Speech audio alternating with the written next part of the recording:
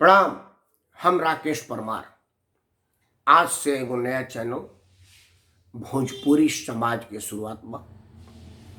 ए channel के रउआ सब आशीर्वाद दी, आपन स्नेह दी। कैसे के इस चैनल पर राउर बात हुई, भोजपुरी के बात हुई, भोजपुरी के प्रतिष्ठित महान शख्सियत के बात हुई, क्रांति में कौन कौन लोग भोजपुरी में अपन योगदान दिल ओकर बात हुई, भोजपुरी के असली समस्या का बा या भोजपुरिया समाज के का असली समस्या बा ओपर बात हुई। ए पर चर्चा हुई कि भाई काहे आज तक कई बरिस से भोजपुरी के अष्टम अनुसूची में शामिल करे के लड़ाई में कितना लोग लागल बा। भारत के पहला प्रधानमंत्री, पहला राष्ट्रपति, कई बार लोकसभा के अध्यक्ष, राज्यसभा के अध्यक्ष, केंद्र में मंत्री और बाद में भी कई गो जो प्रधानमंत्री लोग भइल, जो नीति निर्धारक लोग भइल, वो भोजपुरिया भइल रहे लोग। नाम रह के रउआ लोग के लंबा बतावे की जरूरत नहीं है। हम रउआ सबके मालूम बा कि देश के जे सबसे पहिलका राष्ट्रपति रही हैं आदरणीय डॉक्टर राजेंद्र प्रसाद जी, वहाँ का भोजपुरिया रही हैं। उनकर जवान भोजपुरिया मान लीजिए पलक्का कुर्सी पर बैठे रहे देश आज़ादी के बाद, जेकरा जमे राष्ट्र निर्माण के बढ़न जिम्मेवारी रहे वहाँ के भोजपुरिया रही हैं। आ राष्ट्रपति भवन में जौन बातचीत भोजपुरी में होत रहा वो भाषा के आज तकले सम्मान ना मिलल।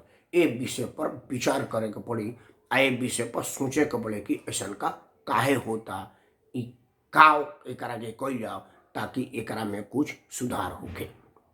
भोजपुरी आंदोलन में जे लोग देश दुनिया में जहाँ से भी लागल बा, रउआ सब जैसे जानत तनी कि सिर्फ भारत में भोजपुरी ना बोला जाए, देश के बाहर भी दुनिया में कोई ऐसा देश बाड़ी सो जहाँ के राष्ट्रीय भाषा भोजपुरी बा।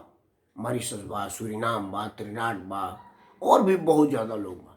और हम यूँ उम्मीद करता नहीं कि जैसे दुनिया में आलू के बगैर सब्जी निके, वो तरह से धरती का सन कोनो कोना निके जहाँ भोजपुरिया बोले वाला दूगो एगो आदमी मिल ना जाओ। रउआ अमेरिका में जाई, अगर रउआ भोजपुरी में या फेसबुक लाइव लगा दी तो 5 आदमी रहो फेसबुक लाइव पर कमेंट दे दी। रउआ के एगो जान के आश्चर्य हुई कि हम बात करतनी 2012-13 के बात हुई। 2012-13 में हम छठ पूजा के फेसबुक लाइव लगौले रही, तो एगो मॉरिशस से कमेंट आई कि प्रणाम, हम मॉरिशस से बोलतानी, अब बड़ा निमन लागल रउआ छठ के टेलीकास्ट कइले बानी। हालांकि मॉरिशस में भी ऐसने होला, हमरो फेसबुक बार देखब, चूँकि समय के अंतर बा ऐसे हमारा रउआ में अंतर आई, लेकिन बड़ा बढ़िया लागल हमारा भारत के छठ देख के। एगो आदमी इंग्लैंड से कमेंट कैलस कि प्रणाम, हम इंग्लैंड, आप सबसे मजे की बात बा हमारा फेसबुक बा और पोस्ट देख सकतनी। एक आदमी अमेरिका से कैलस। रउआ जाने के चाही कि हम एगो छठ पर मैगजीन निकलले रहनी, एगो सूर्योत्सव के PDF कॉपी कम से कम 10-15 देश में मांगल गई कि आप छपवा नहीं सकल तो हमारा के भेज दी, हम एजा छपवा ले। एजा छठ के बड़ी लोग माने वाला बा, आप बड़ी लोग जाने वाला बा। अब जे मान ली अमेरिका में रह के छठ के बात करता, छठ के गीत गावता, उ तो कम से कम तमिल तेलुगु बोले वाला हुई ना। काश कि तमिल तेलुगु बोले वाला हुई तो ओणम करी और त्यौहार करी। छठ करता है मानी पूर्वांचली बा, अब पूर्वांचली बा में मैक्सिमम मैथिली या भोजपुरिया बा। तब भोजपुरी के लोग इतना बढ़िया बढ़िया जगह पर रह गई बा। एक बार उम्मीद बना रहे हमने के गइलो रहनी जा, जब अभी के जौन ऊर्जा मंत्री बड़े श्रीमान RK सिंह जी, उस वक्त गृह सचिव रही, यहाँ का IAS अफसर रही, बिहार के चीफ सेक्रेटरी रही हैं। यहाँ के विषय में का बताओ जाओ, लाल कृष्ण आडवाणी जी के जो रथ रोकर है लालू जी के द्वारा, असल में वो लालू जी ना रोकल रहे, RK सिंह रोकल रहे, वो घरी के DM रोल। आ लालू जी के कहले हम जिम्मेदार ले तो निर्वा चुप रही, हम रोक देव। इनकर कलेक्टर के वो सब व्यवस्था संभाले के रहे, तो लालू जी कहले कि देखा भाई तुम्हारा व्यवस्था संभाले बा, अगर तुहरा बुझाता भरोसा बा जे तू मने ठीक ठाक कल ले जीब तो कल, हमारा कोनो दिक्कत नहीं है। तो कहले जे बिल्कुल हम कल ले जाए, रउआ एकदम निश्चिंत रही। ई स्थिति रहे वो घड़ी के बात, जौना घड़ी के यहाँ का रहनी। एक बाद में गृह सचिव भैनी, गृह सचिव भैनी तो उम्मीद बनल कि भाई गृह राज्य मंत्री RPN सिंह बड़न भोजपुरी बोले लगल हन, पी चिदम्बरम के हमने के गौरी जा तो पी चिदम्बरम जे आदमी हिंदी ना बोले वोट बैंक के लालच में वो भोजपुरी में पार्लियामेंट में अपन वक्तव्य के शुरुआत करता उम्मीद बनल जो शायद भोजपुरी अष्टम सूची में आ जाए।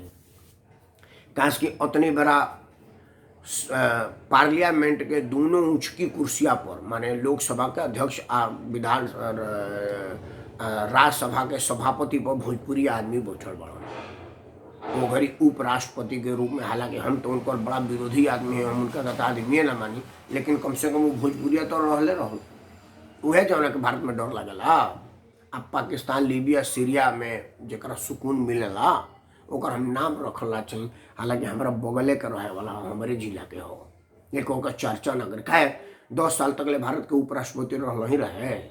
अब भारत के उपराष्ट्रपति रहला के नाते राज्यसभा के सभापति रहे, सबसे ऊंची कुर्सी ओकरे से पूछ करके राज्यसभा के कार्रवाई चला जो चाहे जो राज्यसभा को स्थगित की जाती है तो स्थगित हो गई। हमें प्रधानमंत्री चाहे कि भी कुछ नहीं कौन कर सकल ओकर हाथ बा कस्टोडियन बा राज्यसभा के।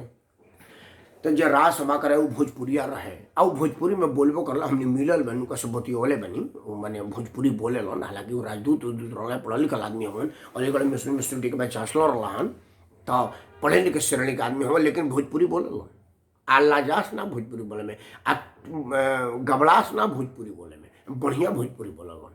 तो रहे जब भाई उनका पहले दिल में तो भोजपुरी के टीस होबे करी, माई के दूध तो भोजपुरी में पहले हुई है। तो जे आदमी माई के दूध पियले रहा ओकर मातृभाषा जल्दी भुलाए ना वो कोनो भाषा में आ जाओ। एक बाद लोकसभा के जो अध्यक्ष रही मीरा कुमार जी वो सासाराम कर रही भोजपुरिया रही। आ मीरा कुमार तो माने जहाँ देखे हैं जो पूर्वांचली लोग बाबू जा तो भोजपुरिया में बोलत लिया। द्वारका के पूर्वांचल एकता मंच के कार्यक्रम में वो एकदम रेगुलर आवत रही है। आए आवत रही है तो भोजपुरी छोड़ के दूसरा भाषा में ना भाषण दी है।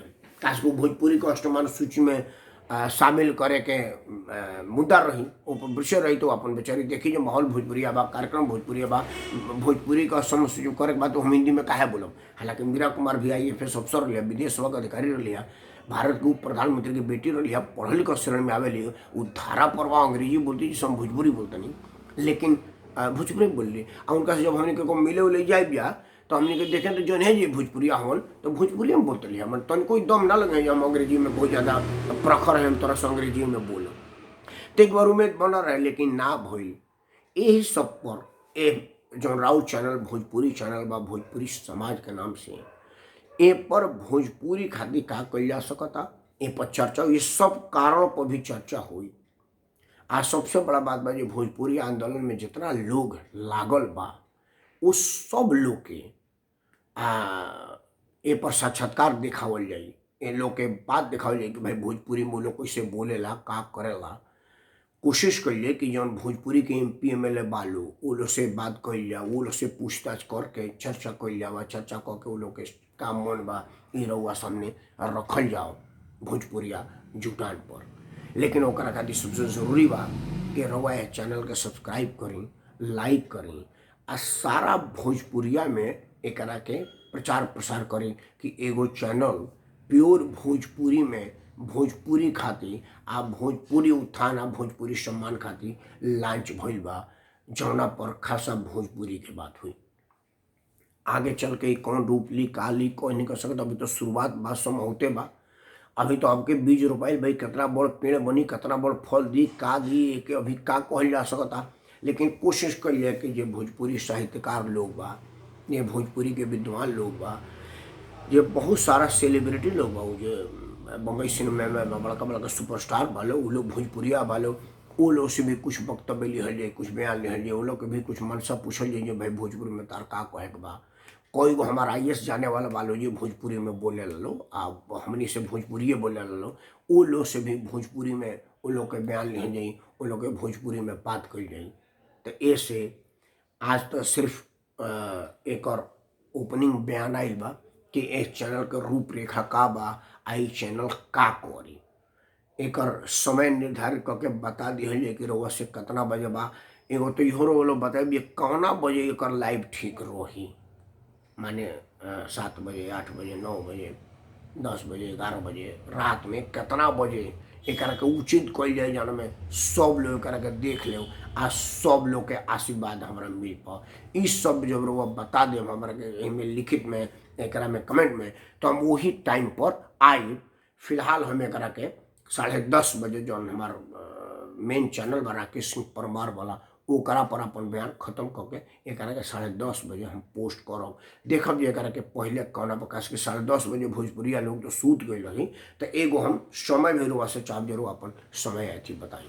तब तक वाला आशीर्वाद दी, ए चैनल के सब्सक्राइब करी आ इस चैनल पर भोजपुरी जुटान पर अपन समर्थन दी। जय हिंद, जय भोजपुरी।